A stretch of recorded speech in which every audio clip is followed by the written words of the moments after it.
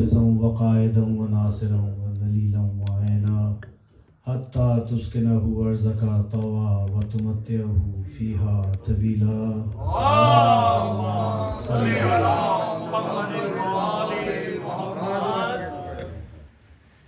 الحمدللہ رب العالمین والصلاة والسلام علی اشرف الانبیاء والمرسلین، اما بعد فقد قال اللہ سبحانہ وتعالی فی محکم کتابہ ومتقن خطابہ وقولہ الحق۔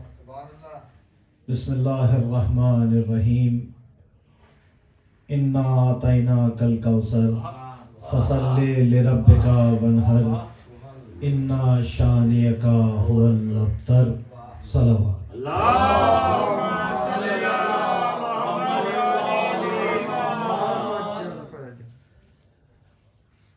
محبان جناب سیدہ، خوبداران اولاد سیدہ، سب سے پہلے تو آپ کی خدمت میں سلام علیکم و یا علی مدد۔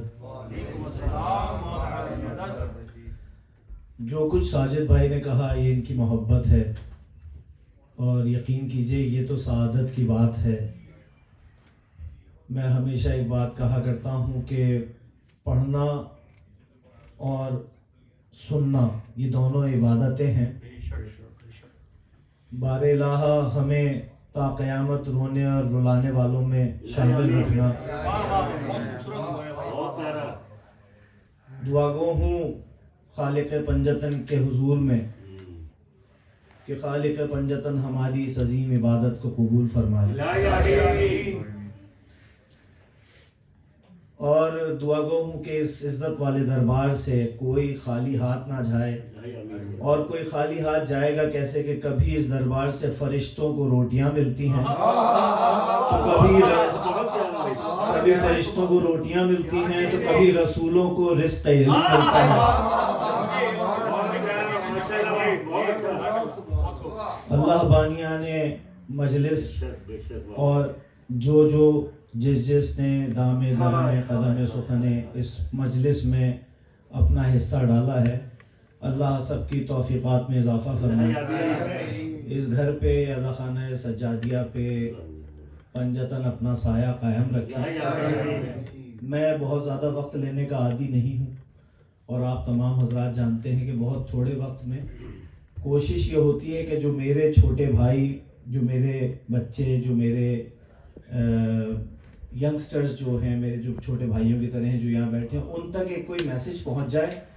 بزرگ مجھ سے بہتر جانتے ہیں، تمام صاحب فہم جو میرے سامنے اس وقت مجمع موجود ہے، اس کے سامنے مجھ جیسے طالب علم کا بولنا ہی بڑی بات ہے۔ کوشش ہے کہ جتنی دیر بھی قرآن ناطق کی تلاوت کروں،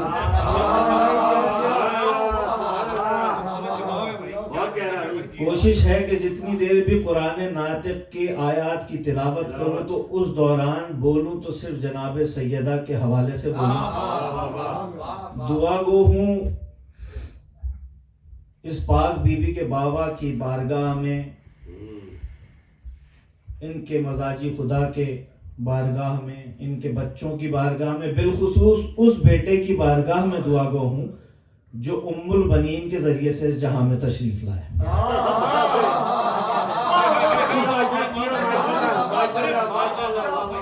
خاص طور پہ دعا گو ہوں اس بیٹے کی بارگاہ میں، ان کا وہ بیٹا جو آیا ام البنین کے ذریعے سے، بیٹا انہی کا ہے۔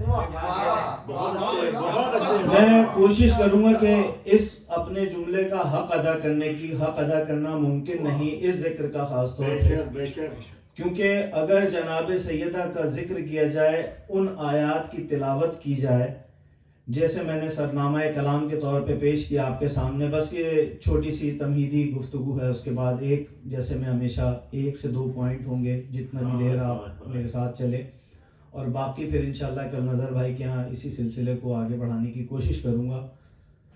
کہ میں نے سرنامہ کلام کے طور پہ جس آیہ مبارکہ کا انتخاب کیا وہ قرآن کی سب سے چھوٹی سورہ، معنویت کے اعتبار سے سب سے بڑی سورہ، معنویت کے اعتبار سے قرآن میں 114 سورے ہیں اور 114 سوروں میں سب سے چھوٹی سورہ. اچھا یہاں میں خطابت کا ایک جملہ کہہ دوں اگر اجازت ہو, کہ قرآن میں بھی اللہ نے بڑا ایک عجیب نظام رکھا ہے کہ 1 اور 14 کو ساتھ ساتھ ہی رکھا ہے.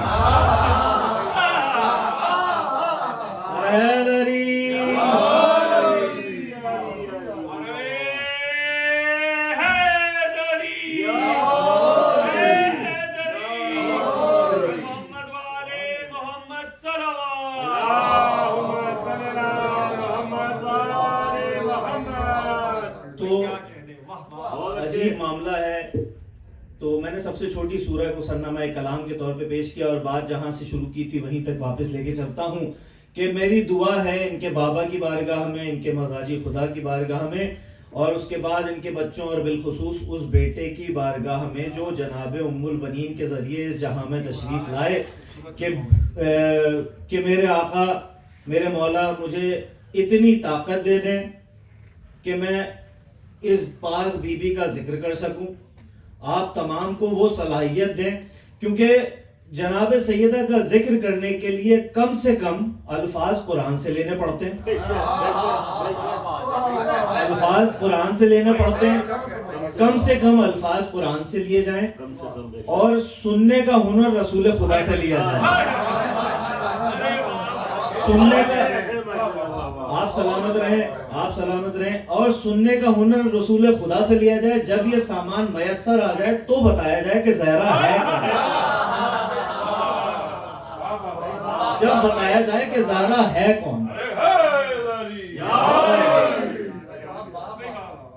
اور الحمدللہ جو کمی مجھے یقین ہے کہ جو کمی میرے بیان میں رہ جائے گی وہ آپ کی سماعتیں اور آپ کا حسن سماعت اس کمی کو پورا کرے گا.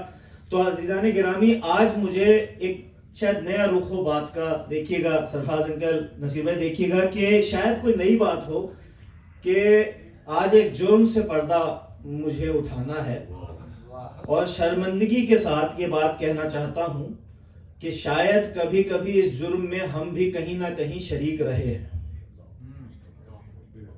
دیکھیے شاید کوئی نئی بات ہو کہ اس جرم میں ہم بھی کبھی کبھی کہیں نہ کہیں شریک رہے ہیں. جرم کیا ہے؟ جرم یہ ہے کہ ہم نے جب بھی اس بی بی کا تعارف کرایا گیا, اس بی بی کا تعارف ہمیشہ رشتوں سے کرایا گیا, تعارف کرایا گیا رشتوں سے.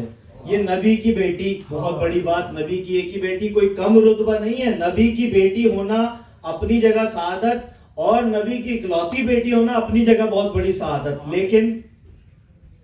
لیکن ہم نے وہی کام کیا جو دوسروں نے کیا, کہ ہم نے رشتے سے تعارف کرایا اس بی بی کا. ہم نے کہا کل ایمان کی زوجہ, کل ایمان کے آدھا ایمان, ہم نے پھر رشتے سے تعارف کرایا. ہم نے کہا جوانان جنت کے سرداروں کی ماں, یعنی جوانان جنت کی جنت جس کے قدموں تلے ہے وہ. لیکن ہم نے پھر وہی کیا کہ ہم نے رشتے سے تعارف کرایا. عزیزان گرامی, یہ شخصیت, یہ ذات مقدس, یہ مخدومہ وہ نہیں ہے جس کو رشتوں کی ضرورت ہو.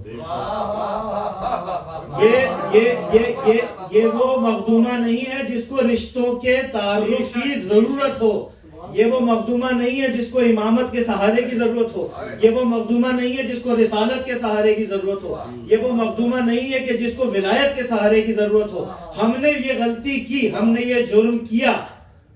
یہ مت سمجھیے گا کہ میں اپنا عقیدہ پڑھ رہا ہوں. میں اللہ نے جو ایک قانون ہمیں دیا, ہم نے اس قانون کی خلاف ورزی کی.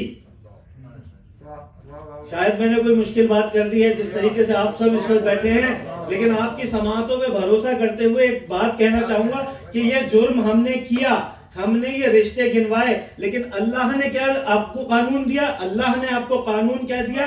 اگر نہیں سمجھ میں آتا تو اٹھاؤ آیہ تطہیر اٹھاؤ اور اس کی تفسیر اٹھاؤ. اس آیہ تطہیر کا جو قرآن میں جو آیہ تطہیر ہے اس کا تم حدیث قدسی میں جو اس کا ترجمہ ہے وہ اٹھاؤ, حدیث قصہ اٹھاؤ, پڑھو حدیث قصہ میں کیا کہہ رہا ہے خدا. یہ بطول کے بابا ہیں, یہ بطول کے شوہر ہیں, یہ بطول کے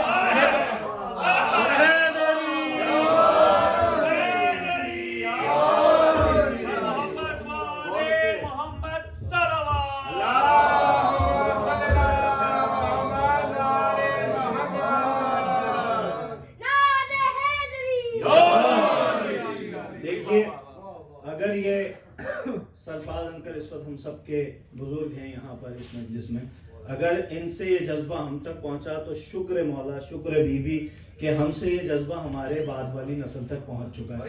जब कोई बच्चा नारा लगाया करे तो कोशिश ये किया कीजिए कि बच्चे के नारे का जवाब और शिद्दत से दें ताकि उसकी मजीद अकीदत में इजाफा हो। और मोहम्मद वाले मोहम्मद सल्लल्लाहु अलैहि वसल्लम।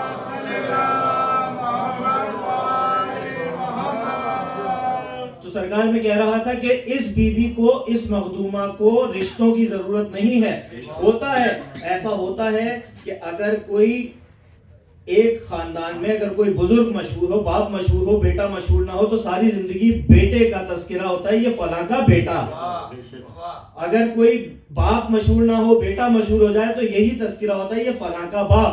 लेकिन कुरान में अल्लाह ने, और इल्मुल कलाम का जो उसूल है, उस उसूल का ये तरीका है कि हमेशा बड़े से छोटे का तारुफ कराया जाता है, लेकिन ये अल्लाह ने एक अजीब तरीके से तारुफ कराया।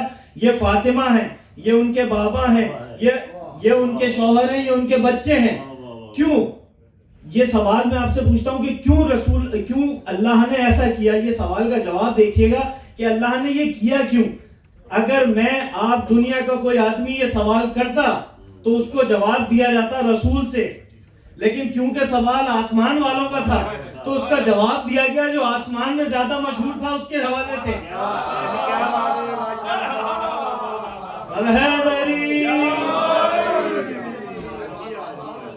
बिल्कुल ये मत समझिएगा मैं अपना अकीदा पढ़ रहा हूँ, ये मेरा अकीदा नहीं है। मैंने आपको साबित किया कि ये कुरान में अल्लाह ने क्या तरीका रखा है। बर मोहम्मद वाले मोहम्मद सल्लल्लाहु अलैहि वसल्लम।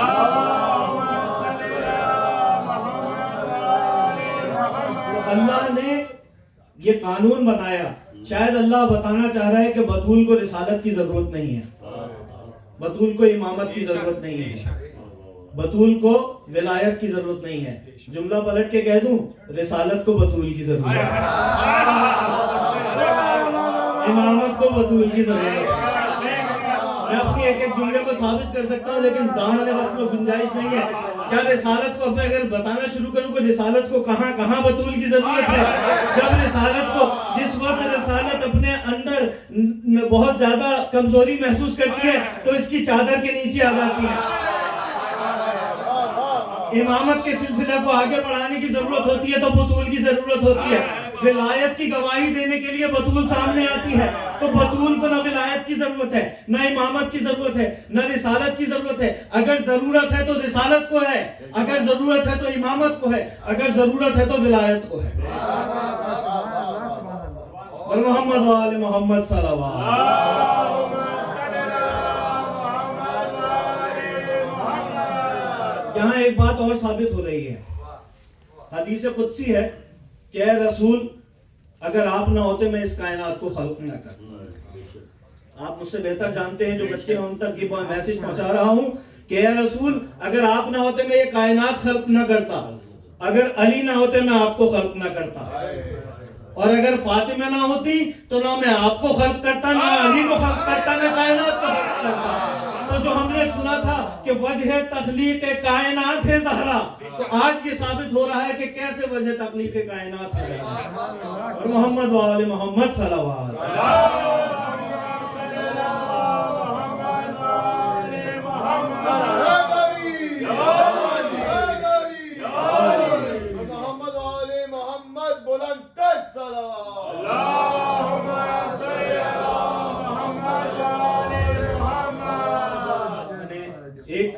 आपके सामने पढ़ा है, एक छोटा सा मैसेज और मजीद आपके सामने पढ़ूं और उसके बाद इंशाल्लाह कल नजर भाई के दौलत कदे पर ये सिलसिले को आगे बढ़ाऊंगा।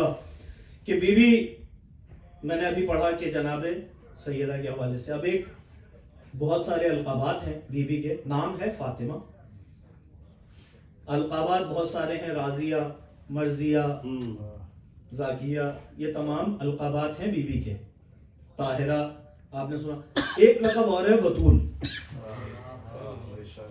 अगर मैं थोड़ा सा बताना चाहूंगा कि बतूल कहते किसे हैं। बतूल जैसे मर्दों में अल्लाह ने कुछ ओहदे बनाए, امامت، رسالت، نبوت، ولایت، یہ تمام عہدے مردوں میں مختلف لوگوں کو اللہ نے دیے. عورتوں کے لیے اللہ نے بس ایک ہی عہدہ بنایا اور اس عہدے کا نام رکھا بتول.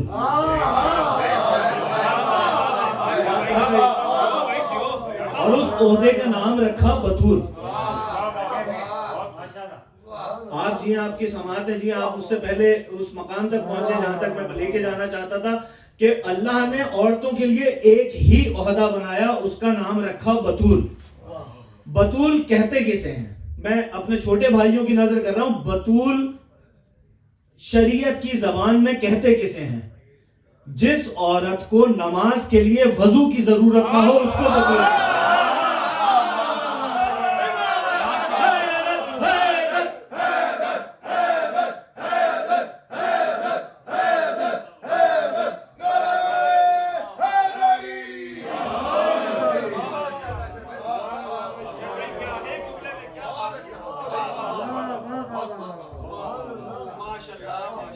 جس عورت کو نماز کے لیے وضو کی ضرورت نہ ہو اس کو بتول کہتے ہیں. کوئی عورت اپنی مرضی سے زاہدہ ہو سکتی ہے، عابدہ ہو سکتی ہے، بہت سی برائیوں سے دور رہ سکتی ہے، اپنی مرضی سے کوئی عورت بتول نہیں بن سکتی.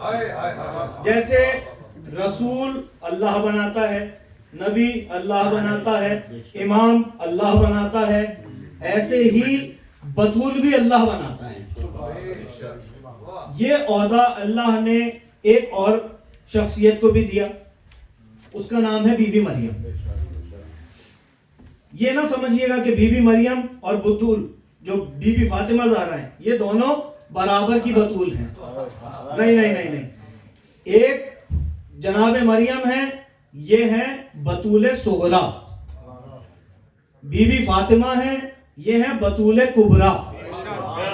یہ چھوٹی بتول، وہ بڑی بتول. اب اگر میں ثابت کرنا شروع کروں تو شاید صبح کا وقت ہو جائے گا، لیکن 2 یا 3 میں آپ کے سامنے پوائنٹس پڑھوں گا کہ جہاں میں یہ ثابت کرنے کی کوشش کروں گا کہ چھوٹی بتول جناب مریم ہے، بڑی بتول جناب زہرا ہے. میرے ساتھ ہیں؟ مل کے ایک دفعہ صلوات پڑھیے گا.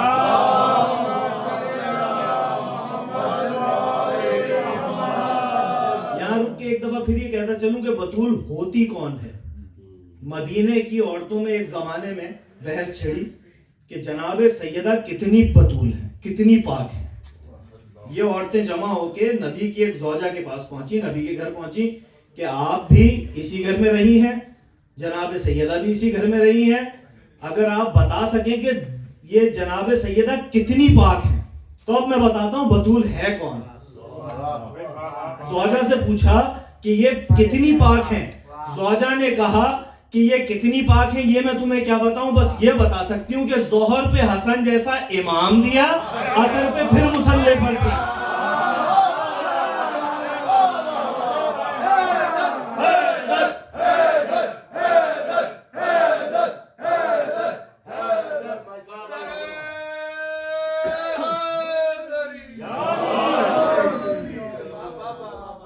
تو جو یہ رسول کی زوجہ کہہ رہی ہیں کہ جس نے ظہر کے وقت حسن جیسا امام دنیا کو دیا، عصر کے وقت پھر مصلی پہ. یہاں ایک اور چیز واضح ہو گئی. جو آج یہ مقصر بحث کرتا ہے نا کہ ان کی ولادت ہوئی تھی، ظہور نہیں ہوا تھا، تو اگر یہ ان کی ولادت جیسے ہماری ولادت ہوتی ہے ویسے ہوئی تھی تو جناب سیدہ مصلی پہ کھڑی کیسے ہو گئی جا کے؟ اچھا یہ بخاری شریف پڑھ رہا ہوں، میں اپنی طرف سے نہیں بول رہا، شیعت کے کتابوں سے نہیں، بخاری میں ہے کہ جناب سیدہ نے ظہر کی نماز پڑھی، جناب امام حسن کا ظہور ہوا، عصر پہ پھر جناب سیدہ اپنے مصلی پر تھی. اگر یہ ظہور نہیں تھا اور ولادت تھی تو جناب سیدہ مصلی تک پہنچی کیسے؟ عام ولادت ہوتی تو پھر کتنے مہینے نہیں جاتی، سب آپ کو پتا ہے. تو ایک بتول کیا ہوتی ہے یہ آپ کو پتا چل رہا ہے، ظہور امام حسن ثابت ہو رہا ہے. اچھا اگر میں کہوں کہ مسجد کے مولوی سے لے کر کسی آیت اللہ تک لے جا کے کسی ایک کتاب میں دکھا دو کسی مسلک کی کہ 15 رمضان وقت ظہر جناب امام حسن کا ظہور ہو رہا ہے اور عصر پہ جناب سیدہ مصلی پر ہیں، کوئی ایک جگہ مجھے لکھا ہوا دکھا دو کہ کہ کہیں ایک جگہ لکھا ہوا ہے کہ جناب سیدہ کا روزہ ٹوٹا ہو، کہ جناب سیدہ کا روزہ ٹوٹ گیا ہو اور وہ مصلی چھوٹ گیا ہو. یہ ہے بطول. اچھا بطول صغرا، بطول کبرا. اب میں یہاں سے آپ کے سامنے پیش کر رہا ہوں. ایک وقت آئے گا چھوٹی بطول کا بیٹا عیسیٰ بھی آئے گا، بڑی بطول کا 11واں بیٹا بھی آئے گا. ایک موقع آئے گا وقت نماز ہوگا، حجت آخر کہیں گے تقدم یبن مریم، نماز پڑھائیں مریم کے بیٹے. کیا کریں گے حضرت عیسیٰ؟ ہاتھ جوڑیں گے یبن زہرا کے بیٹے کے موجودگی میں. مریم کا بیٹا نماز نہیں پڑھائے گا، عجیب سا منظر ہوگا. زہرا کا بیٹا ہوگا، سجدے میں سر ہوگا، پیچھے مریم کا بیٹا ہوگا، اس کا سر زہرا کے بیٹے کے قدموں پہ ہوگا. تو یہ یہاں پر کیا ثابت ہو رہا ہے کہ بطول کبرا کا بیٹا آگے ہوگا، بطول صغرا کا بیٹا پیچھے ہوگا. ایک اور مثال دوں اور اس کے بعد میں آپ کی زحمتیں تمام کرتا ہوں کہ یہ بطول صغرا ہیں. جب ولادت ظہور جناب عیسیٰ ہوا تو ان کی روٹیاں وہاں سے آتی تھیں. بطول صغرا کے لیے جنت سے روٹیاں آتی تھیں. اب بطول کبرا کا بتاؤں کہ بطول کبرا کے گھر پہ فرشتے آتے تھے کہ روٹیاں چاہیے. ان کی روٹیاں یہاں سے جنت جاتی تھی. یہ بطول صغرا نہیں ہے، بطول کبرا ہے. یہ بطول صغرا ان کے لیے روٹیاں اوپر سے آتی تھی. پر محمد وآل محمد صلی اللہ علیہ وسلم.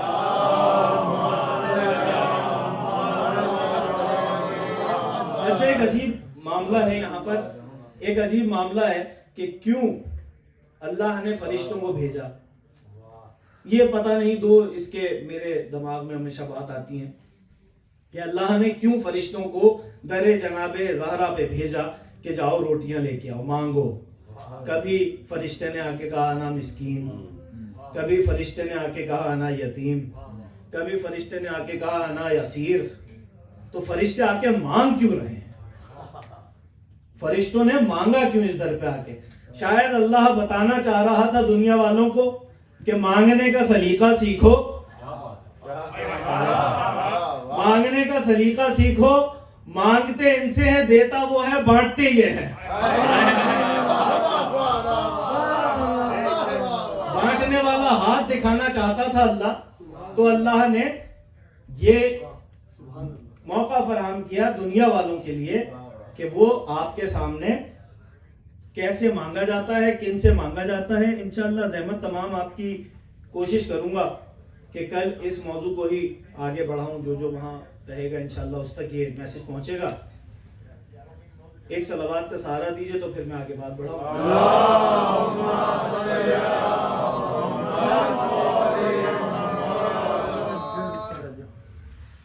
بس عزیزان گرامی، زندگی بخیر.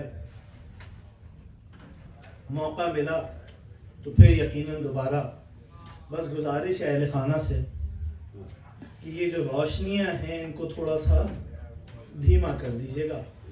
اگر بجھا دیں تو بہتر ہے. اس کا سبب یہ ہے کہ اس بی بی کی وصیت تھی کہ علی میرا جنازہ اندھیرے میں اٹھانا، علی میرا جنازہ اندھیرے میں اٹھانا، تو روشنی میں مجھ سے بھی اس کے مصائب نہیں پڑھے جائیں گے. اجرکم علی الزہرا. ایک واقعہ آپ کے گوشے گزار کرنا ہے، پھر ربط مصائب. بس جو میرے ماتمدار یہاں بیٹھے ہیں، شب عاشور سے کم نہیں ہے آج کی شب. شب عاشور سے کسی صورت کم نہیں ہے آج کی شب. آج حسین یتیم ہونے والے ہیں، حسن یتیم ہونے والے ہیں. آج کی شب تو شہادت کی شب ہے عزادارو. 2 ربیع الاول سے جو زخم آئے تھے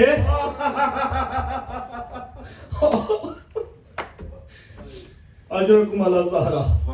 بس ایک واقعہ، آج بھی اگر کسی سے کوئی نیا اشیاء ہوتا ہے نا کوئی اس سے پوچھتا ہے نا کہ شیعہ ہوئے کیوں ہو، تو وہ بس ایک ہی بات کہتا ہے کہ زہرا کا دربار جانا مجھے شیعہ کر گیا، زہرا کا دربار جانا مجھے شیعہ کر گیا۔ ایک چھابڑی والا تھا، مٹھائی بیچتا تھا، جو سر پہ ٹوکری رکھ کے گھومتے ہیں نا، مٹھائی بیچتا تھا، وہ شیعہ ہو گیا۔ اس سے کسی نے پوچھا کہ تو شیعہ کیوں ہوا؟ میں رک رک کے پڑھوں گا، آج کی شب رونے میں کمی نہیں کرنی ہے۔ اس سے کسی نے پوچھا تو شیعہ کیوں ہوا؟ کہا میں ایسا تھا کہ سر پہ ٹوکری رکھتا تھا اور جہاں مجمع دیکھتا تھا وہاں اپنی مٹھائی بیچنا شروع کر دیتا تھا۔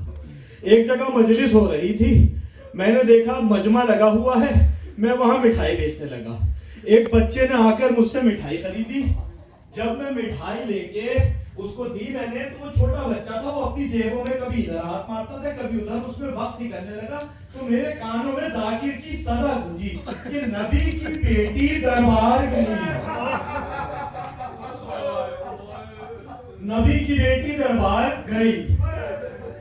میں نے بچے سے کہا مجھے پیسے نہیں چاہیے، یہ جھوٹ بول رہے ہیں، نبی کی بیٹی دربار کیسے جا سکتی ہے؟ پھر میرے کانوں میں صدا آئی کہ اور وہ خالی ہاتھ لوٹ آئی۔ میں نے کہا یہ شیعہ جھوٹ بولتے ہیں۔ میں وہاں سے اٹھا، گھر آ گیا، میں نے میری زوجہ نے مجھے کھانا دیا، میں نے کھانے کا پہلا نوالا لیا، میرے منہ سے نوالا نہیں اترا، میرے دل میں عجیب بے چینی تھی۔ میں نے کھانا رکھا، اٹھ کے مسجد چلا گیا، وہاں مولوی بیٹھا اکیلا قرآن کی تلاوت کر رہا تھا۔ میں نے جلدی وضو کیا، وضو کر کے میں نے مولوی سے کہا مولوی میں پڑھا لکھا آدمی نہیں ہوں، مجھے دلیلیں سمجھ میں نہیں آتی، میرے صرف 2 سوال ہیں، میرے دونوں سوالوں کا مجھے ہاں یا نہ میں جواب دینا۔ مولوی نے کہا، کہہ رہے کہ مولوی سر پہ قرآن رکھ اور صرف اتنا بتا کیا نبی کی بیٹی دربار گئی تھی؟ مولوی نے قرآن سر سے ہٹایا، کیا کسی شیعہ نے تجھے بھیجا ہے؟ تو یہ سوال کیوں کر رہا ہے؟ اس نے کہا کہ نہیں، میں نے شیعہ کی بیٹی کا نہیں پوچھا، میں نے میرے نبی کی بیٹی کا پوچھا ہے۔ سر پہ قرآن رکھ اور بتا کہ دربار گئی تھی فاطمہ یا نہیں؟ مولوی نے کہا ہاں فاطمہ دربار گئی تھی۔ یہ کہتا ہے میرا دل بند ہو گیا، میں نے دعا کی کہ میری جو دوسری بات ہے وہ غلط ہو، اللہ کرے کہ دوسری بات غلط ہو۔ میں نے کہا مولوی ذرا بتا دو کہ وہ خالی ہاتھ آئی تھی یا اس کو کچھ مل گیا تھا؟ کہا مولوی نے کہا اس کا حق بنتا نہیں تھا کہ مولوی صرف اتنا بتا کہ اس کو ملا یا نہیں ملا، خالی ہاتھ لوٹا دیا۔ کہا وہ خالی ہاتھ آئی تھی، اس نے کہا میں آج سے شیعہ ہو گیا، کہ تو کافر ہو گیا، کہ مجھے کفر قبول، لیکن میرے گھر پہ اگر دشمن کی بھی بیٹی آئے تو میں اپنے بیٹی کا خون معاف کر دوں گا۔ یہ کیسے مسلمان تھے کہ نبی کی بیٹی دربار گئی اور اس کو خالی ہاتھ لوٹا دیا؟ اجرکم علی الزہرا، اجرکم علی الزہرا۔ آپ نے یہ سنا آپ روئے، اس غریب نے یہ سنا وہ شیعہ ہو گیا۔ ابھی اس نے یہ تو سنا ہی نہیں کہ 4 گھنٹے بھی دربار میں کھڑی رہی، کبھی اس کے ہاتھ میں تحریر دیتی ہے، میرے بابا کی تحریر ہے، 400 کرسی نشین، کبھی اس کے ہاتھ میں تحریر، کبھی اس کے ہاتھ میں تحریر۔ 4 گھنٹے میری بیوی وہاں کھڑی رہی، پیروں پہ ورم آ گیا۔ اب میں آپ کو کیسے بتاؤں کہ اس کے آگے کیا ہوا؟ کیوں بیوی نے کہا کہ مجھ پہ وہ مسائل پڑے ہیں کہ اگر دن پہ پڑھتے تو سیاہ رات میں تبدیل ہو جاتے ہیں۔ میں آپ کو بتاؤں اگر غلط پڑھوں تو مولا مجھے معاف نہ کرے، اور اگر صحیح پڑھوں تو مولا میری شفاعت کرے۔ آپ صرف یہ سنا ہے کہ اس نے تحریر پھاڑی، اس نے تحریر پھاڑی نہیں، پہلے تحریر پہ تھوکتا رہا، اس کے بعد تحریر کے ٹکڑے کیے، ہوا میں اڑا دیے۔ بطول زمین پہ کبھی یہاں سے ٹکڑا اٹھاتی ہے، کبھی وہاں سے ٹکڑا اٹھاتی ہے، ہر ٹکڑے کے ساتھ بطول کے بال سفید ہوتے جا رہے ہیں۔ اجرکم علی الزہرا، اجرکم علی الزہرا۔ چلی گئی بطول گھر، چلی گئی بطول گھر، گھر پہنچ گئی، مسلمان سکون میں نہیں ہے. ایک وقت آیا کہ دروازے بطول پہ جس در پہ رسول سلام کیا کرتے تھے اس در پہ مسلمان جمع ہوئے. کہا ابو الحسن کو باہر بھیجو. جناب سیدہ دروازے پہ آئی. کہا شرم کرو, میں نبی کی بیٹی ہوں, میرے دروازے پر آئے ہو. اس نے کہا مجھے پرواہ نہیں کہ تم نبی کی بیٹی ہو. اس نے کہا کہ مجھے پرواہ نہیں کہ یہاں پر رسول کے نواسے ہیں. کہا پرواہ نہیں, ابو الحسن کو باہر بھیجو نہیں تو دروازے پہ آگ لگا دیں گے. ایک نے لکڑیاں جمع کی, ایک نے آگ لگائی. وہ دروازہ جب جلا ہے نا تو اس زمانے کے دروازوں میں لکڑی کے دروازے میں لوہے کی اتنی بڑی بڑی میخیں ہوتی